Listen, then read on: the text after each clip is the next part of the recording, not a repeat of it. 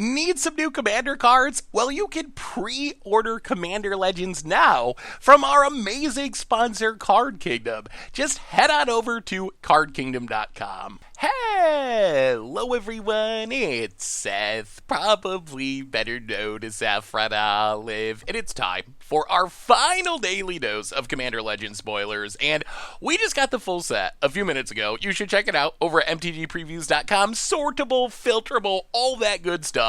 And in all honesty, we don't actually have a ton to talk about today. We have one mythic, a couple of uncommon legends, some reprints, lore, rarity stuff, so probably going to be a shorter than normal video, but that's alright. We've had some long ones this spoiler season, but I did want to do this video so we can kind of wrap things up, talk about the last cards, and also give you a short pathway for the future, because even though we're at the end of daily spoilers, that does not mean that we're at the end of Commander Legends stuff, because over the next few weeks to a month, we're going to have a ton of stuff coming out. Top 10 lists from various Goldfish contributors about their favorite cards. Tomer's doing a set review.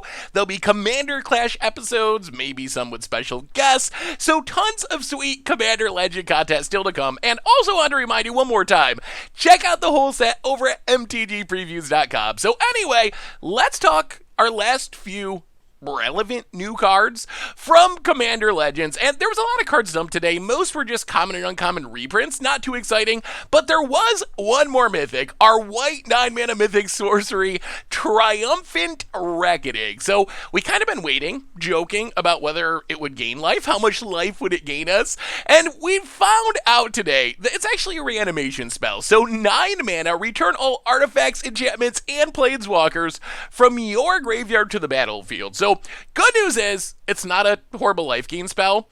The bad news is, even though the spell is powerful, I still can't help to feel like it could be better, and it's a little bit watered down. So, Triumphant Reckoning compares to a few other cards that we've seen. It's kind of like an expensive Open the Vaults, with the upside being only you get your stuff back. One of the drawbacks to Open the Vaults is it happens to everyone, so there are situations where you can't cast it. It's a more expensive, and in Commander, where you can only play one of each thing anyway, essentially strictly worse Eerie Ultimatum, although it is in mono white, so that is an upside. Kind of also comparable to Primeval's Glorious Rebirth. So we got a bunch of cards that do somewhat similar things. I mean, the upside of Triumphant Reckoning is it only hits you, and it does get all of your artifacts, enchantments, planeswalkers. It does miss out on creatures, but still, that's a pretty powerful effect, even if 9 mana is a lot. On the other hand, once you get up to 9 mana in Mythic Rarity, look at something like Rise of the Dark Realms, where for a black 9 mana mythic sorcery, you get all creatures from all graveyards.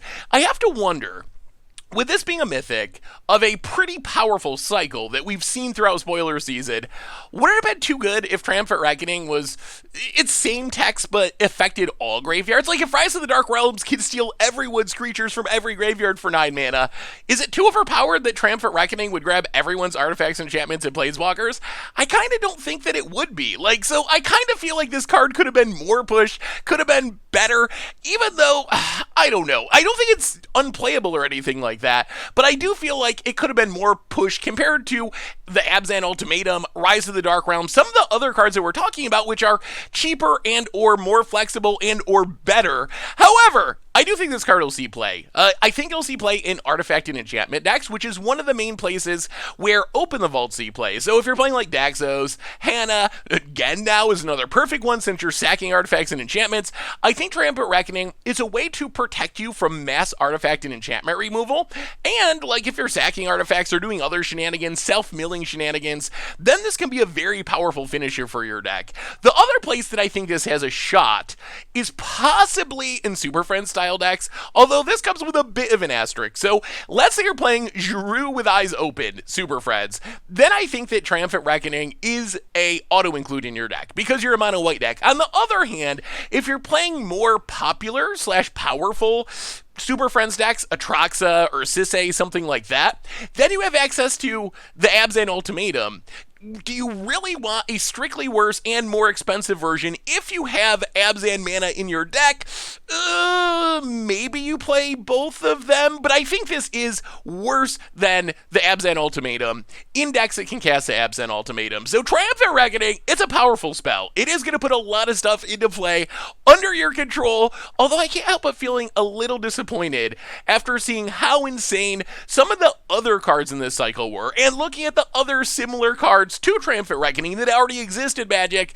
I feel like Wizards could have juiced this one a little bit more. I think my take would be, let us snag everyone's graveyards. It's still weak to graveyard hate. You're still not getting creatures. You're probably not getting that much value. I mean, honestly, artifacts are often mana rocks. Planeswalkers, not that good in Commander anyway. So I actually don't think it would be overpowered if this hit all graveyards, like Rise of the Dark Realm does for creatures, but even with this in mind, I still think it's good in specific decks. We also got Hamza, Guardian of Ashran, and this card is actually really good. So, 6 mana, Selesnya Elephant Warrior. You get a 5/5 legendary creature, and it costs 1 less to cast for each creature you control with a +1/+1 counter on it. And then creature spells you cast cost 1 less to cast for each creature you control with a +1/+1 counter on it. So this card actually does a whole bunch of different things, and I think this is one of the most powerful uncommon commander we've seen from this set. So, first off, the immediate thing I thought of when I saw this card is, you could do Animar shenanigans with this. If you've ever seen Animar, one of the most busted things Animar does is gets big and lets you cast your creatures for free, but only colorless creatures. Hamza can do the same thing by getting a bunch of creatures with +1/+1 counters. You can go the morph technique if you want to. The Animorphs, I guess, would be Hamza morphs. Playing all your morph creatures for free with only 3 creatures with +1/+1 counters on them. Just dumping your hand, having effects that draw you cards as creatures come into play, or bouncing them back to your hand, shenanigans like that. However, blue is one of the best morph colors, so missing out on blue probably means Animar is the right way to go with morphs. However, there is another plan here that might be even better, and that is going sort of like Selesnya colorless, let's say. There's a lot of colorless creatures, Steel Overseers, Walking Ballistas, Hangerback Walkers, modular stuff that put counters on themselves. So you're naturally getting that creature discount, which is pretty powerful. Like Steel Overseer, you can put counters on your whole team. Then you just build a big board of random dorks with +1/+1 counters, and then you just start casting Worm Coils and Eldrazi for free. So I think that might be the direction I'd go to really embrace the ramp ability of the Elephant Warrior. The other thing to say is, I think you would just play this as a green-white +1/+1 counter commander, and it's going to be very good there. Like, we're talking about the magical Christmas land, do insane things, cast Eldrazi for free scenarios, but Hamza is perfectly fine. Is like, I'm just going to play a bunch of +1/+1 counter stuff. I'm not going to cast things for free because most of my stuff has colored mana, but I'm going to get a discount on it, and green and white is the perfect color for this. There's tons of ways to put counters on all your creatures. It's a good color combination for making tokens, so then just, like, make some tokens or play some Mana Dorks, and then start Unbreakable Formationing, or Cathar's Crusading, or Primeval Protector, Felidar Retreat to put counters on all of them and get a big discount on the rest of your stuff. And green-white is also the color combination that has payoffs for +1/+1 counters, like Armorcraft Judge, Inspiring Call, to draw you ridiculous amounts of cards. Iridescent Horde Beetle, one of my favorite new cards from Zendikar Rising, can make so many more tokens that then you put counters on to get even a bigger discount the next turn. Stuff like Abzan Falconer can allow you to go to air with your team. And our final new legend from Commander Legends is also perfect for this deck.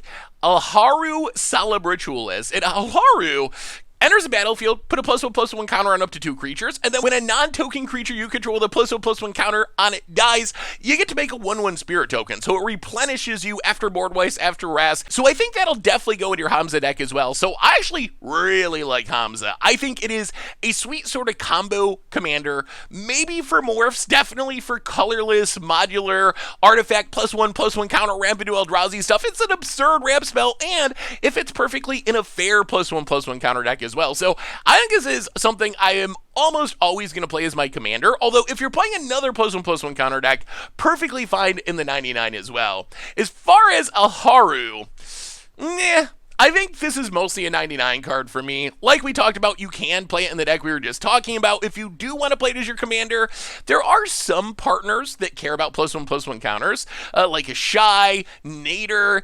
Ichtikik, our Golem +1/+1 counter commander. So there are ways that you can build a partner pair around it. But really, we have good +1/+1 counter commanders. We were just talking about an insane one, so it's hard for me to see playing a Haru with a partner as my commander when I could play something really busted and then use a Haru as wrath protection, removal protection in the 99. So I think that's kind of where Alaru fits. We also got the Commander Legends Precon. There are 2 Precons with the set, and these are cards that are not in the set proper, so if you buy a box or a collector's booster box, you're not going to get them, but the set lists are up on the site. I will link them in the description, and I want to go over the cards super quick.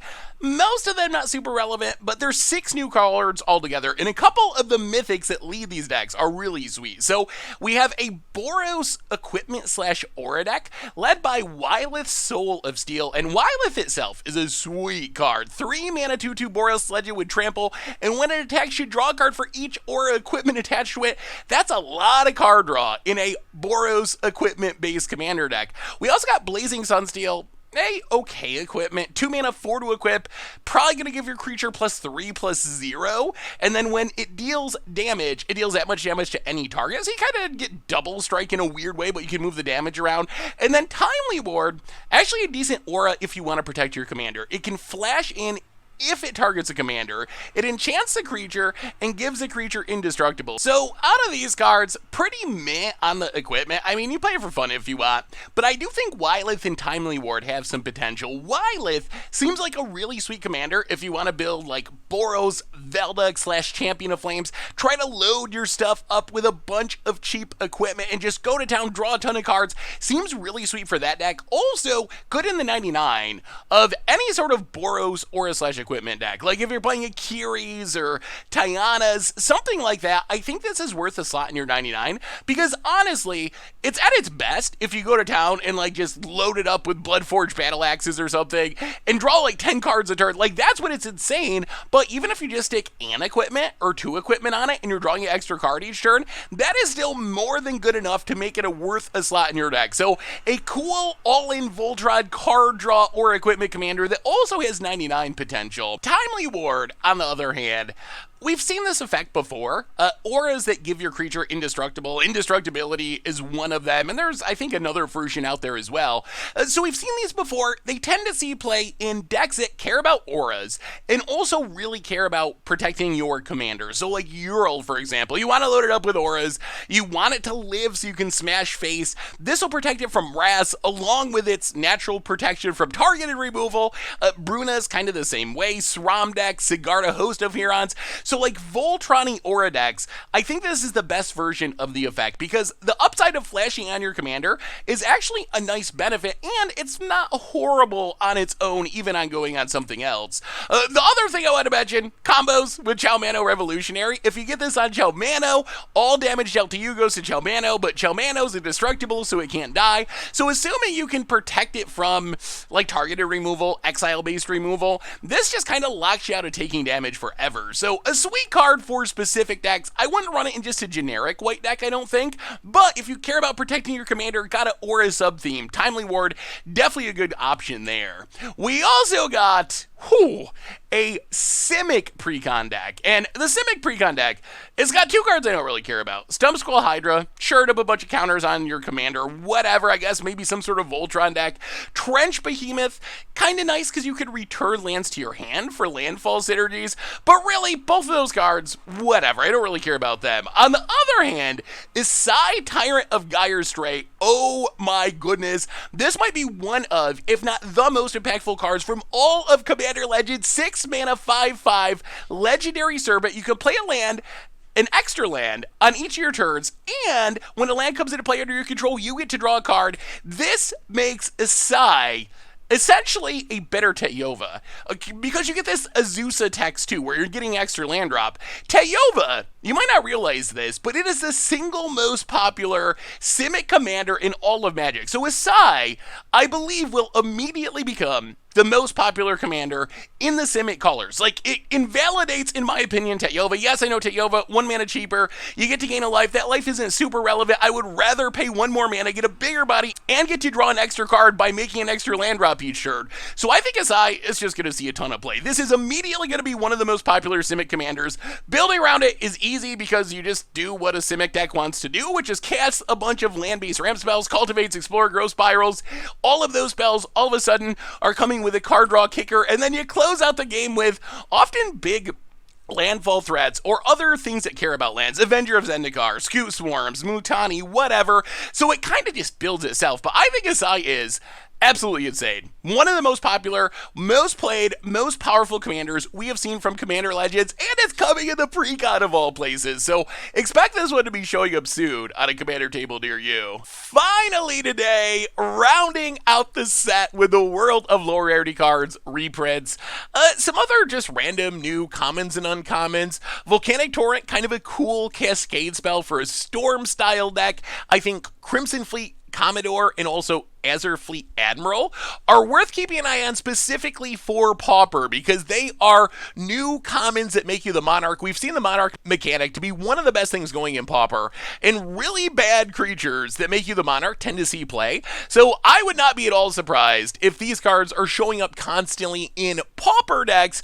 because the Monarch is so good in that format. We also got a couple more full art reprints. Burnish Chart, I mean, cool to get a promo of it, I guess. It is a good commander card. Soul Ring for the billionth time. Although, I mean, a billion Soul Rings isn't the worst thing until they get around to banning it, which they should have done years ago, but that's, a little beyond the scope of our spoiler video. But more Soul Rings, always good, because if they ever stop reprinting it, it's going to be absurdly expensive. We also got the rest of our Edge foils. Zedru, Marith, Carador, so some sweet old commanders coming with new art. And finally, reprint-wise, there's a ton of stuff. Check it out on mtgpreviews.com. There's a ton of just commons and uncommons that were dumped. The most interesting ones for me were 3 rarity downgrades, from rare to uncommon. Burning Anger, kind of a sweet enchantment if you can get on a big creature. Revan, a classic old creature. And Slaughter the Strong, a good wrath if you are playing small creatures primarily. Walls in specific is the most common home for it because your creatures tend to not have any power, but also like Doran decks, Toughness Matter decks.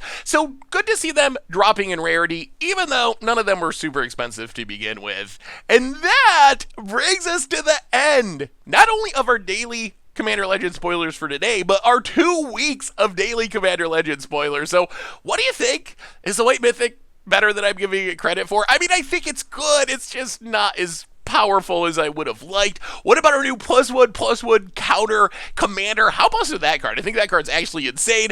The rest of the reprints, more Monarchy and Pauper. Is that a good or bad thing for the format? Let me know what you think in the comments. And again, there's a ton of stuff coming up about Commander Legends, as I mentioned in the intro, so keep it out for Commander Clashes, set reviews from Tober, some other fun content.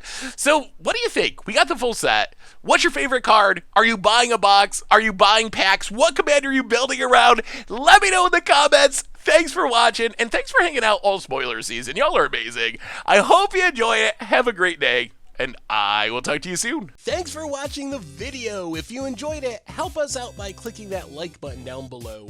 And to keep up on all the latest and greatest, click that subscribe button. And don't forget to hit that bell icon to get alerts whenever we have new videos. And if you want to, check out some of our other sweet videos here and here.